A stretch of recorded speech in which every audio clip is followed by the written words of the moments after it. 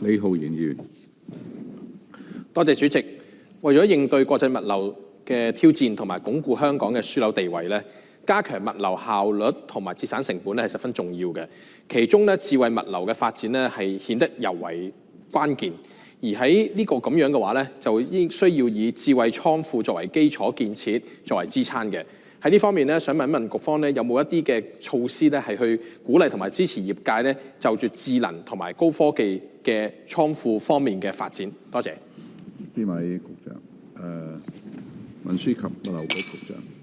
多謝主席，多謝李議員嘅呢一個提問嘅。其實要邁向一個智慧物流咧，正正就係我哋去年咧就公布咗嘅現代物流嘅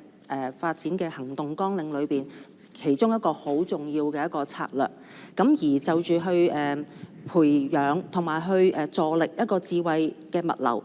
特別譬如講到倉庫嗰方面咧，咁其實我哋咧都有幾個嘅措施。咁其實我哋係而家喺葵青貨櫃碼頭嘅一帶咧，我哋咧都係預留咗一啲土地咧，就係可以咧係去俾一啲嘅物流業界嘅企業咧，係可以建造一啲多層嘅一啲嘅物流嘅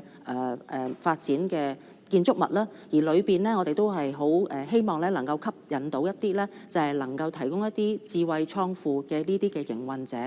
而就住一啲我哋整體物流業界咧，我哋都有推出一個第三方嘅物流嘅資助嘅一個計劃，而當中咧，我哋亦都有咧係最近咧亦都有優化咗有關嘅計劃，係向呢啲業界咧係提供一啲資助。如果佢哋咧係去購買、購置或者係裝置一啲咧係同智慧物流相關嘅一啲系統或者係其他嘅一啲嘅產品咧，我哋咧都會係可以咧為佢哋咧係提供一啲嘅支援嘅。而第三咧就係我哋嚟緊咧，亦都係希望喺我哋嘅北部都會區啦、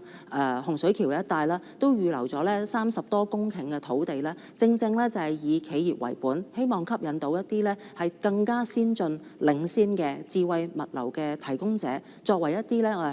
我哋叫做嘅一啲嘅租戶啦，喺嗰度能夠帶動整體嘅產業鏈嘅發展。咁呢個咧亦都係可以有助我哋咧係向住高增值係智慧物流呢一方面咧嚟到推進。多謝主席。